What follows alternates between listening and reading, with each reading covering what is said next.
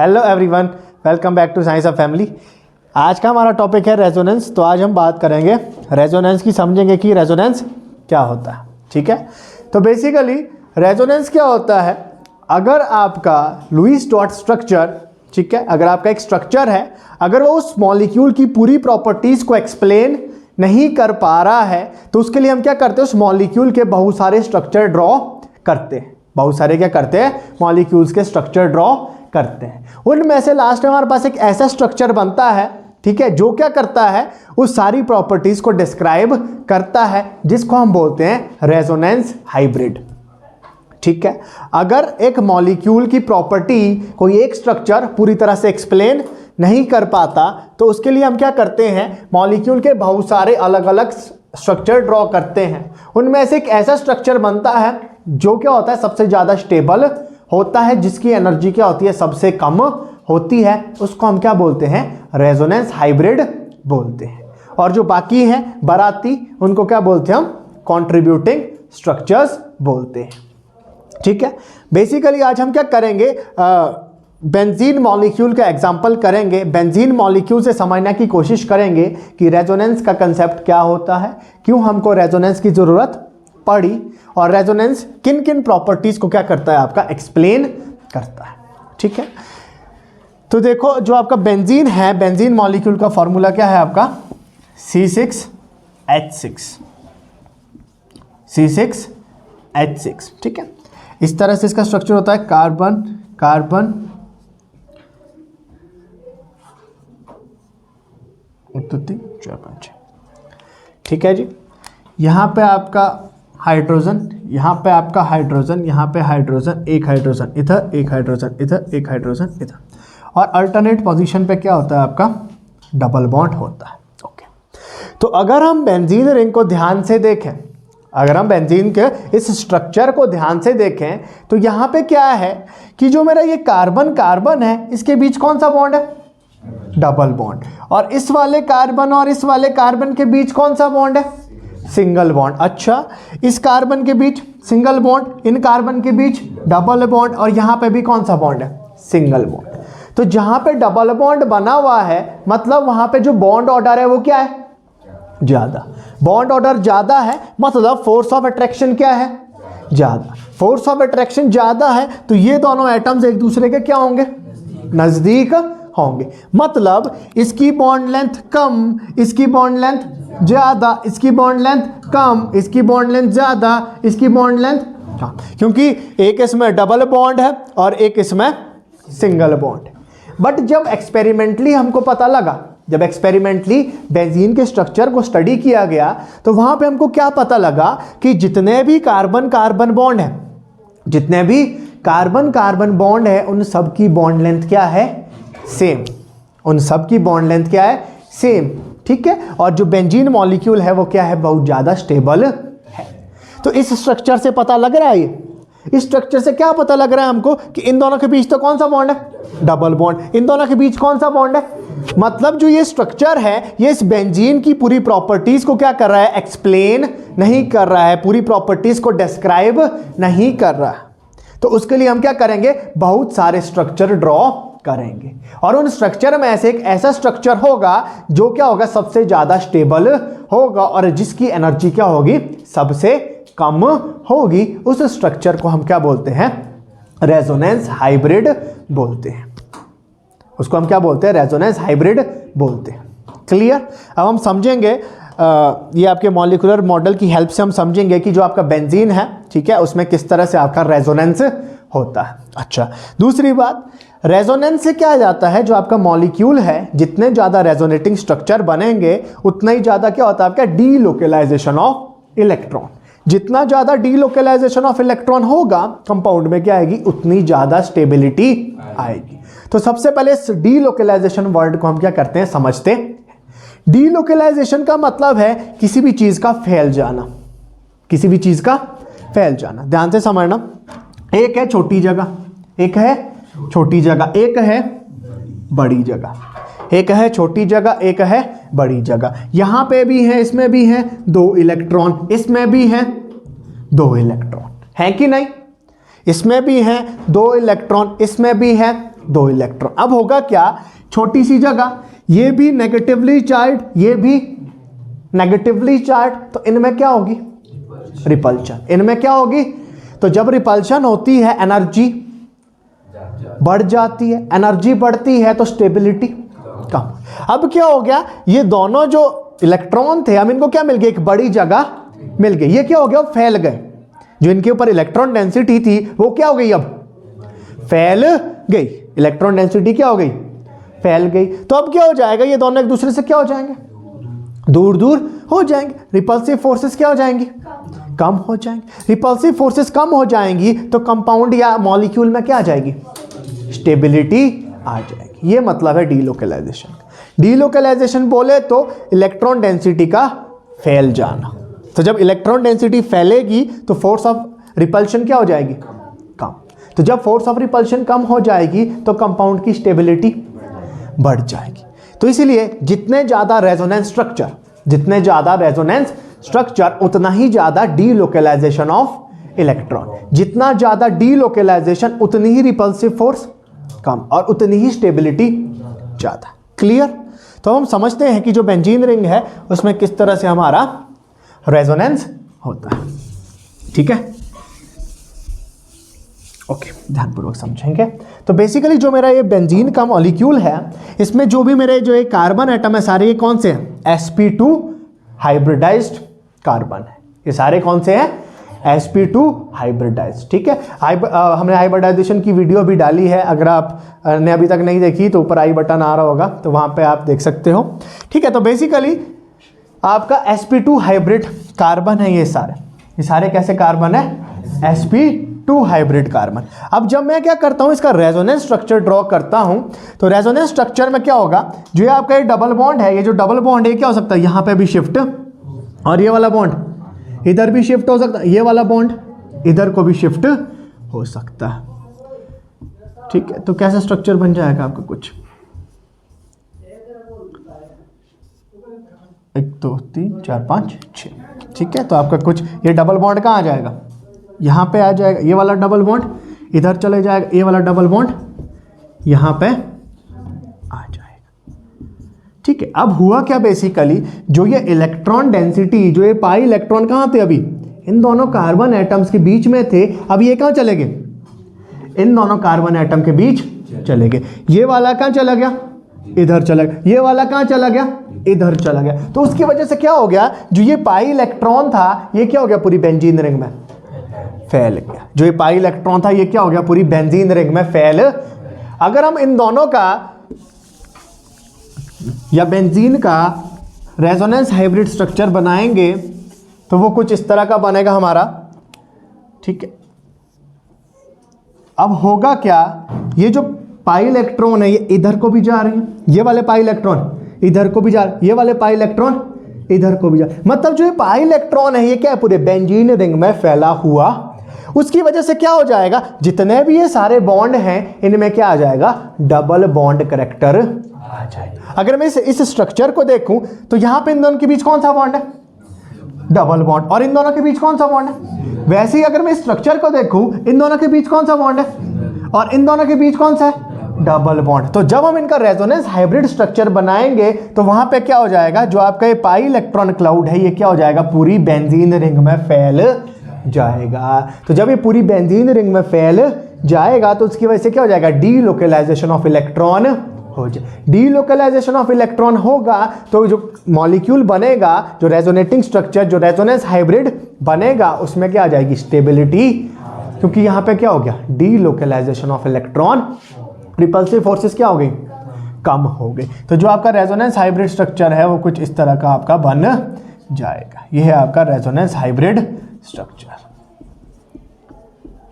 तो ये resonance hybrid structure से हमको क्या पता लग रहा है कि जितने भी इसमें कार्बन कार्बन बॉन्ड्स हैं उन सब की बॉन्ड लेंथ क्या है, सेम है। उनमें क्या आ गया, सब में डबल बॉन्ड करैक्टर आ गया। अब हम क्या करते हैं, इसकी हेल्प से समझते हैं कि क्या क्या इसमें हुआ।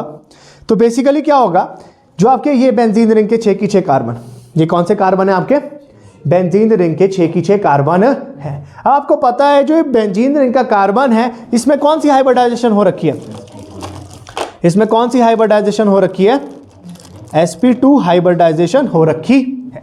मान लो ये आपका कार्बन एटम, ये है आपका कार्बन एटम, अब ये क्या कर रहा है, sp2 हाइब्रिडाइजेशन कर रहा है।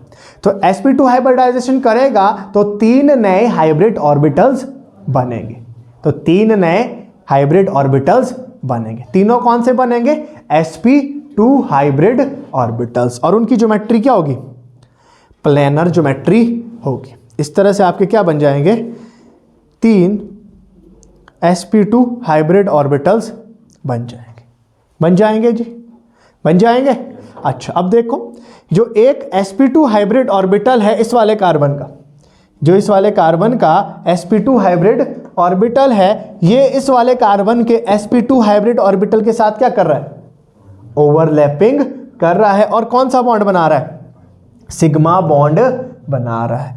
ये जो दूसरा sp2 हाइब्रिड ऑर्बिटल है, ये इस वाले कार्बन के साथ क्या कर रहा है, ओवरलैपिंग कर रहा है, और कौन सा बॉन्ड बना रहा है, सिग्मा बॉन्ड बना रहा है। जो ये तीसरा sp2 हाइब्रिड ऑर्बिटल है, ये किसके साथ ओवरलैप कर रहा है, हाइड्रोजन के साथ ओवरलैप कर रहा है, और एक सिग्मा बॉन्ड बना रहा है।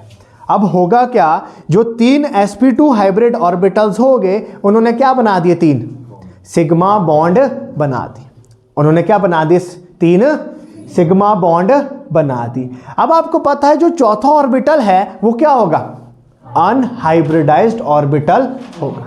चौथा क्या होगा आपका, अनहाइब्रिडाइज्ड ऑर्बिटल होगा। अब आपको पता है वो क्या होता है, इस प्लेन के परपेंडिकुलर डायरेक्शन में होता है। तो वैसे ही अगर मैं बेंजीन रिंग दिखाऊं तो इस तरह की क्या होगी, आपकी बेंजीन रिंग होगी। ये मेरा एक कार्बन एटम, इसने एक सिग्मा बॉन्ड बनाया, दूसरे कार्बन के साथ एक सिग्मा बॉन्ड बनाया, इस वाले कार्बन के साथ और एक सिग्मा बॉन्ड बनाएगा किसके साथ, हाइड्रोजन एटम के साथ। वो हमने यहाँ पे नहीं दिखाया हुआ है, ठीक है, क्योंकि हमने अभी ये समय ना है तो ज़्यादा खज्जल हो जाएगा, ठीक है। तो बेसिकली अब देखो, बेंजीन में जो कार्बन है वो क्या होगा, sp2 हाइब्रिडाइज स्टेट में होगा, ठीक है। एक s ऑर्बिटल होंगे और 3 क्या है कार्बन में, p ऑर्बिटल। अब क्या होगा, एक s ऑर्बिटल और 2 p ऑर्बिटल क्या करेंगे, आपस में इंटरमिक्स करेंगे और क्या बनाएंगे, नए ऑर्बिटल्स बनाएंगे। तो ये कार्बन है, इसने बनाया एक sp2 हाइब्रिड ऑर्बिटल, एक sp2 एक sp2, एक और कार्बन होगा ऐसे ही, वो भी क्या करेगा, एक sp2 हाइब्रिड ऑर्बिटल, दूसरा और तीसरा। वैसे ही एक और कार्बन होगा, तो इसका sp2 इसके साथ क्या करेगा, ओवरलैप करेगा, ठीक है जी। अच्छा, एक और कार्बन होगा, इसका sp2 इसके साथ ओवरलैप, एक sp2 ये, एक sp2 ये, एक कार्बन यहाँ है, ये इसके साथ ओवरलैप करेगा, ठीक है। तो इस तरह से हमारा क्या बन जाएगा, बेंजीन बन जाएगा। अभी नहीं बना, ठीक है। तो जो ये sp2 हाइब्रिड ऑर्बिटल्स है, ये क्या करेंगे, आपस में side wise head to head overlap करेंगे और क्या बनाएंगे, सिग्मा बॉन्ड बनाएंगे। क्लियर। अब जो ये sp2 हाइब्रिड ऑर्बिटल्स बच्चे, ये किस साथ ओवरलैप करेंगे, हाइड्रोजन के 1s ऑर्बिटल के साथ ओवरलैप करेंगे, हाइड्रोजन के 1s ऑर्बिटल के साथ ओवरलैप करेंगे, ठीक है जी। अब होगा क्या, बेसिकली इन्होंने तो हाइब्रिडाइजेशन में पार्टिसिपेट कर दिया, बट जो ये चौथा ऑर्बिटल है, ये क्या बच गया, अनहाइब्रिडाइज्ड ऑर्बिटल बच गया। जो ये अनहाइब्रिडाइज्ड ऑर्बिटल है, ये क्या होगा, इनके परपेंडिकुलर लाई करेगा। एक ऑर्बिटल यहाँ होगा, एक ऑर्बिटल यहाँ पे होगा, जैसे हम यहाँ पे देख सकते हैं, ठीक है।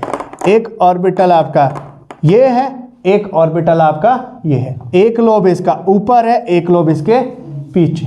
तो ये क्या कर सकते हैं, आपस में साइड वाइज ओवरलैपिंग कर सकते हैं। तो जब ये आपस में साइड वाइज ओवरलैपिंग करेंगे तो उसकी वजह से क्या बन जाएगा, आपका पाई बॉन्ड बन जाएगा। अब ये ऑर्बिटल क्या कर सकते हैं, ये इसके साथ भी ओवरलैप कर सकता है, ये इसके साथ भी ओवरलैप कर सकता है। तो इसकी वजह से क्या बनेंगे, यहाँ पे क्या हो जाएगा, डीलोकेलाइजेशन ऑफ इलेक्ट्रॉन हो जाएगा। तो जब आपका डीलोकेलाइजेशन ऑफ इलेक्ट्रॉन हो जाएगा तो लास्ट में आपका रेजोनेंस में एक स्ट्रक्चर बनेगा जिसको हम बोलेंगे रेजोनेंस हाइब्रिड, और वो क्या होगा, बहुत ज्यादा स्टेबल होगा, ठीक है जी। हम sp2 हाइब्रिडाइजेशन की और 3 क्या बनाए, नए हाइब्रिड ऑर्बिटल्स बनाए। कौन से hybrid orbitals, sp2 hybrid orbitals. तो इसके एक sp2 हाइब्रिड ऑर्बिटल यहां पे है, इसका एक sp2 हाइब्रिड ऑर्बिटल इन्होंने क्या कर दिया आपस में, ओवरलैपिंग कर दी और कौन सा बॉन्ड बना दिया, सिग्मा बॉन्ड बना दिया। इस वाले कार्बन का दूसरा sp2 हाइब्रिड ऑर्बिटल, इस वाले कार्बन का एक sp2 हाइब्रिड ऑर्बिटल, उन्होंने क्या कर दिया आपस में, ओवरलैपिंग कर दी और एक और सिग्मा बॉन्ड। जो इसका तीसरा sp2 हाइब्रिड ऑर्बिटल होगा वो किसके साथ ओवरलैपिंग करेगा, हाइड्रोजन एटम के साथ ओवरलैपिंग करेगा और तीसरा सिग्मा बॉन्ड बनाएगा। अब इन सब में क्या एक चीज बची हुई है, चौथा अनहाइब्रिडाइज्ड ऑर्बिटल। अब इन सब में कॉमन क्या है, एक चौथा अनहाइब्रिडाइज्ड ऑर्बिटल जो इस प्लेन के क्या होगा, परपेंडिकुलर डायरेक्शन में होगा। ये हो गया पहला, एक p ऑर्बिटल, एक लोब ऊपर, एक लोब, एक लोब, एक लोब, एक लोब ऊपर, एक लोब नीचे। जो ये सारे अनहाइब्रिडाइज्ड ऑर्बिटल है इन सब में क्या होंगे, एक एक इलेक्ट्रॉन प्रेजेंट होंगे, एक एक इलेक्ट्रॉन क्या होंगे, प्रेजेंट होंगे। अब देखो रेजोनेंस के लिए या जब क्या होती है, कॉन्जुगेशन होती है, जब भी क्या होता है, डीलोकलाइजेशन ऑफ इलेक्ट्रॉन होता है, उसके लिए क्या होना चाहिए, जितने भी आपके ऑर्बिटल्स डीलोकलाइजेशन में पार्टिसिपेट कर रहे हैं वो सारे ऑर्बिटल्स क्या होने चाहिए, एक दूसरे के पैरेलल होने चाहिए, तभी क्या होगी उनमें इफेक्टिव ओवरलैपिंग होगी, तभी क्या हो सकते हैं उनमें ओवरलैपिंग हो सकती है। यहां तक कहानी समझ में आई। कार्बन के 3 sp2 हाइब्रिड ऑर्बिटल से बनाए कौन से बॉन्ड, सिग्मा बॉन्ड, और एक बचा कार्बन का अनहाइब्रिडाइज्ड ऑर्बिटल p ऑर्बिटल, जो इसका एक लोब ऊपर है, एक लोब, एक लोब ऊपर है, एक लोब नीचे है। क्लियर। अब क्या होगा, इसमें भी एक इलेक्ट्रॉन है, इसमें भी एक इलेक्ट्रॉन, तो ये क्या कर सकते हैं आपस में, साइड वाइज ओवरलैपिंग कर सकते हैं। तो ये क्या कर सकता है, इसके साथ भी पाई बॉन्ड बना सकता है, इसके साथ भी पाई बॉन्ड बना सकता है। अगर हम इस स्ट्रक्चर को देखें ध्यान से तो अभी इसने इसके साथ क्या बना दिया, पाई बॉन्ड, और इसने किस साथ बना दिया, और इसने किस साथ बना दिया, बना दिया। अब देखो जब इसने इसके साथ पाई बॉन्ड बनाया तो ये इसके साथ भी तो बना सकता है, क्योंकि ये भी क्या है, इसके पैरेलल बना सकता है कि नहीं। देखो जो ये वाला इलेक्ट्रॉन है वो इस ऑर्बिटल में तो गया ही गया, इन्होंने क्या किया आपस में ओवरलैपिंग की, तो वो इसके साथ भी तो क्या कर सकता है, ओवरलैपिंग कर सकता है। तो जो हमने दूसरा स्ट्रक्चर बनाया उसने इस वाले ऑर्बिटल ने इसके साथ ओवरलैपिंग की, इसने और इसने इसके साथ। तो अगर हम देखें ये सारे ऑर्बिटल्स क्या एक दूसरे के पैरेलल, तो जो इनके ये पाई इलेक्ट्रॉन्स है ये क्या कर सकते हैं, पूरे इस बेंजीन रिंग में घूम सकते हैं। तो जब हम इनका क्या बनाएंगे, रेजोनेंस हाइब्रिड बनाएंगे, तो इस वाले बॉन्ड में भी डबल बॉन्ड करैक्टर आएगा और इस वाले बॉन्ड में भी डबल बॉन्ड करैक्टर आ जाएगा, और जो ये स्ट्रक्चर बनेगा ये बनेगा हमारा रेजोनेंस हाइब्रिड। और इससे हमको क्या लग रहा है, बेंजीन मॉलिक्यूल की सारी प्रॉपर्टीज के बारे में पता लग रहा है। सबसे पहले तो क्या पता लगा कि जो कार्बन कार्बन होते हैं उनके बीच कैसा करैक्टर होता है, डबल बॉन्ड करैक्टर होता है। तो डबल बॉन्ड करैक्टर आ रहा है, उसकी किसकी वजह से आ रहा है, डीलोकलाइजेशन ऑफ इलेक्ट्रॉन की वजह से। तो उसकी वजह से जो मेरा बेंजीन मॉलिक्यूल है वो क्या होता है, स्टेबल होता है, क्योंकि इसमें क्या है, वो पाई इलेक्ट्रॉन, ध्यान समझना, वो पाई इलेक्ट्रॉन सिर्फ इन दोनों कार्बन तक सीमित नहीं है, ना इन दोनों कार्बन तक, ना इन दोनों कार्बन, वो क्या है पूरे उसमें फैला हुआ है। जो पाई इलेक्ट्रॉन्स होंगे वो क्या होंगे, इस पूरी रिंग में फैले हुए होंगे। तो जब वो नेगेटिव चार्ज क्या हो जाएगा, फैल जाएगा। जब उसको बड़ी जगह मिल जाएगी तो उसकी वजह से जो नेगेटिव चार्ज में रिपल्शन होनी है वो क्या हो जाएगी, कम हो जाएगी। तो जब रिपल्शन कम हो जाएगी एनर्जी भी क्या हो जाएगी, कम। तो जब एनर्जी कम हो जाएगी तो कंपाउंड क्या हो जाएगा, स्टेबल हो जाएगा। तो इस तरह जो ये फेनोमेनन आपका हो रहा है इसको हम क्या बोलते हैं, रेजोनेंस बोलते हैं। जब एक मॉलिक्यूल हमारा पूरे, एक स्ट्रक्चर हमारा पूरी प्रॉपर्टी मॉलिक्यूल की नहीं बताता है, ठीक है, तो हम क्या कर सकते हैं, वहां से उसको 2-3 स्ट्रक्चर असाइन कर सकते हैं, और उनमें से लास्ट में हमारा कोई एक ऐसा स्ट्रक्चर बनेगा जो क्या होगा बेटा, सबसे स्टेबल होगा। उसको हम क्या बोलेंगे, रेजोनेंस हाइब्रिड बोलेंगे। ठीक है, बेसिकली रेजोनेंस हो क्यों रही है, क्योंकि रेजोनेंस में क्या हो रहा है, डीलोकलाइजेशन ऑफ इलेक्ट्रॉन हो रहा है। मतलब जो वो चार्ज है वो क्या हो रहा है, फैल रहा। तो जब चार्ज फैलेगा फोर्स ऑफ रिपल्शन क्या हो जाएगी, तो जब फोर्स ऑफ रिपल्शन क्या हो जाएगी, कम, तो एनर्जी क्या हो जाएगी, तो जब एनर्जी कम हो जाएगी स्टेबिलिटी क्या हो जाएगी, ज़्यादा। ठीक है, ऐसे ही स्ट्रक्चर बताया था हमारे को कि इनके बीच डबल बॉन्ड करेक्टर, इनके बीच भी कौन सा करेक्टर है, लग रहा था स्ट्रक्चर को देख के बता।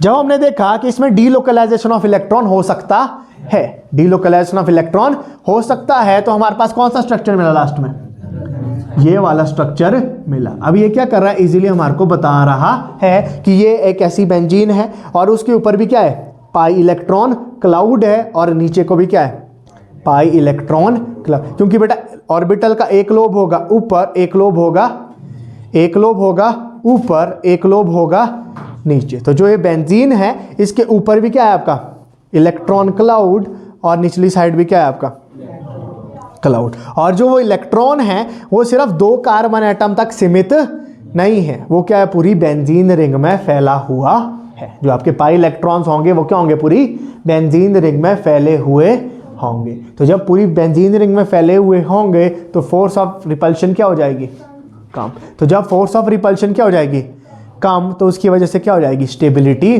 बढ़ जाएगी। आई बात समझ में।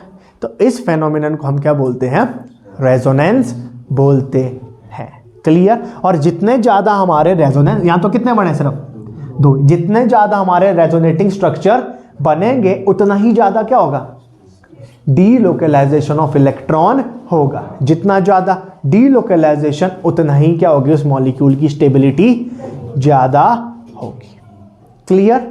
तो इस फेनोमेनन को हम क्या बोलते हैं, रेजोनेंस बोलते हैं। और रेजोनेंस डीलोकलाइजेशन ऑफ इलेक्ट्रॉन उन्हीं ऑर्बिटल्स में होगा जो क्या होंगे, एक दूसरे के पैरेलल होंगे। परपेंडिकुलर ऑर्बिटल्स में कभी डीलोकलाइजेशन नहीं होता, क्योंकि उनमें ओवरलैपिंग ही, ठीक है, क्योंकि एक ऑर्बिटल होगा ऐसा, एक ऑर्बिटल होगा, तो उनमें ओवरलैपिंग नहीं हो सकती है। दोनों ऑर्बिटल क्या होने चाहिए, एक दूसरे के पैरेलल होने चाहिए, तभी उसमें क्या हो सकता है, डीलोकलाइजेशन हो सकता है। और डीलोकलाइजेशन की वजह से कंपाउंड में क्या आ जाएगी, स्टेबिलिटी आ जाएगी। क्लियर सभी को। तो हम समझेंगे कि हमारा प्लस आर इफेक्ट क्या होता है। ठीक है, अगर कोई भी आपका सब्स्टिट्यूएंट लगा है, ठीक है, कॉन्जुगेटेड सिस्टम में, ठीक है, चाहे वो बेंजीन रिंग है चाहे डबल बॉन्ड है, तो अगर जो आपका सब्स्टिट्यूएंट लगा है, अगर उसकी टेंडेंसी क्या, इलेक्ट्रॉन को डोनेट करने की, किसको, डबल बॉन्ड को या कॉन्जुगेटेड सिस्टम को, उसको हम क्या बोलते हैं, प्लस आर इफेक्ट बोलते हैं। उसको हम क्या बोलते हैं, प्लस आर इफेक्ट बोलते हैं। तो एक एग्जांपल से समझते हैं। मेरे पास ये मॉलिक्यूल है CH2 डबल बॉन्ड CH, और यहाँ पे क्या लगा हुआ है, Cl लगा हुआ है। ठीक है, अब देखो होगा क्या, बेसिकली इसमें क्या करेंगे हम, रेजोनेंस दिखाएंगे कि किस तरह से आपका रेजोनेंस होगा। ठीक है, तो पहले यहाँ समझ लेते हैं, उसके बाद करते हैं। ठीक है, बेसिकली होगा क्या, जो आपका सब्स्टिट्यूएंट लगा है क्लोरीन एटम, वो क्या करेगा, इस सिस्टम, कॉन्जुगेटेड सिस्टम को क्या करेगा, इलेक्ट्रॉन को डोनेट करेगा, और ये वाले इलेक्ट्रॉन कहाँ शिफ्ट हो जाएंगे, इधर को हो जाए। बेसिकली ये हो क्यों रहा है, क्योंकि इसकी वजह से क्या हो जाएगा, डीलोकलाइजेशन हो जाएगी। तो जब डीलोकलाइजेशन होगी उसकी वजह से कंपाउंड में क्या आ जाएगी, स्टेबिलिटी आ जाएगी। मेरा कंपाउंड क्या हो जाएगा, और ज़्यादा स्टेबल हो जाएगा। क्लियर। तो यहाँ पे क्या बन जाएगा, CH2, कार्बन के ऊपर कौन सा charge, negative charge, CH double bond Cl के ऊपर कौन सा चार्ज, पॉजिटिव चार्ज। तो इससे हमारे को क्या पता लग रहा है कि जो ये कार्बन और कार्बन है, इनके बीच भी कौन सा बॉन्ड है, डबल बॉन्ड, और इस कार्बन और क्लोरीन के बीच भी कौन सा है, डबल बॉन्ड। तो इससे हमको क्या पता लग रहा है कि इनके बीच क्या है, आपका डबल बॉन्ड करैक्टर है। अब हम समझते हैं, देखो ये आपका हो गया कार्बन, ये आपका हो गया कार्बन, ए हो गया एक हाइड्रोजन, ये हो गया दूसरा हाइड्रोजन, ये हो गया इसका अनहाइब्रिडाइज्ड ऑर्बिटल, एक लोब ऊपर एक लोब नीचे, ये हो गया हमारा दूसरा कार्बन। ठीक है जी, दूसरे कार्बन एक बॉन्ड बनाया हाइड्रोजन के साथ, दूसरा बॉन्ड बनाया क्लोरीन के साथ, एक लोब ऊपर एक लोब नीचे। तो अगर हम ध्यान से देखें, एक है ये आपका अनहाइब्रिडाइज्ड ऑर्बिटल, एक लोब है यहाँ पे, एक लोब है, एक लोब है ऊपर, एक लोब है नीचे। अब इन दोनों ने आपस में क्या किया है, साइड वाइज ओवरलैपिंग की हुई है। इन दोनों ने क्या किया, आपस में साइड वाइज ओवरलैपिंग की हुई। अब होगा क्या बेसिकली, अगर हम देखें जो क्लोरीन का ये p ऑर्बिटल है और इस वाले कार्बन का ये वाला अनहाइब्रिडाइज्ड ऑर्बिटल है, ये भी एक दूसरे के क्या है, पैरेलल है। तो ये वाला कार्बन एटम इसके साथ तो क्या कर रहा है, साइड वाइज ओवरलैपिंग कर रहा है, साथ ही साथ वो इसके साथ भी क्या कर सकता है, साइड वाइज ओवरलैपिंग कर सकता है, क्योंकि ये तीनों ऑर्बिटल एक दूसरे के क्या है, पैरेलल। तो उसकी वजह से क्या हो जाएंगे, जो वो इलेक्ट्रॉन्स होंगे वो क्या कर देंगे, अब ये तीनों ऑर्बिटल क्या कर देंगे, ओवरलैप करेंगे, और वो जो पाई इलेक्ट्रॉन है वो क्या हो सकते हैं, इन तीनों ऑर्बिटल्स में कहीं भी हो सकते हैं। एक लोब होगा ऊपर, एक लोब होगा नीचे। तो ये क्या कर सकता है, इसके साथ भी ओवरलैप, इस वाले जो स्ट्रक्चर है इसमें किस साथ ओवरलैप किया है, इसके साथ ओवरलैप किया है। अब ये क्या हो सकता है कि ये वाले इलेक्ट्रॉन इसके पास आ जाएंगे और ये किस साथ ओवरलैप करेगा, इसके साथ ओवरलैप कर, तो उसकी वजह से क्या हो जाएंगे, ये इलेक्ट्रॉन क्या होंगे, इस पूरे कंपाउंड में फैल जाएंगे। एक इलेक्ट्रॉन क्लाउड बनेगा ऊपर, एक इलेक्ट्रॉन क्लाउड बनेगा नीचे। ठीक है जी। तो इस इफेक्ट को हम क्या बोलते हैं, प्लस आर इफेक्ट बोलते हैं। जब आपका सब्स्टिट्यूएंट क्या करता है, डबल बॉन्ड को या कॉन्जुगेटेड सिस्टम को क्या करता है, इलेक्ट्रॉन देता है, तो उस इफेक्ट को हम क्या बोलते हैं, प्लस आर इफेक्ट बोलते हैं। क्लियर, लग गया पता? ठीक है। और जो भी ऑर्बिटल एक दूसरे के क्या होंगे, पैरेलल होंगे, वो क्या करेंगे, आपस में साइड वाइज ओवरलैपिंग करेंगे, और उन्हीं ऑर्बिटल में क्या होगा, डीलोकलाइजेशन ऑफ इलेक्ट्रॉन होगा। तो इस इफेक्ट को हम बोलते हैं प्लस आर इफेक्ट। तो इसके बाद है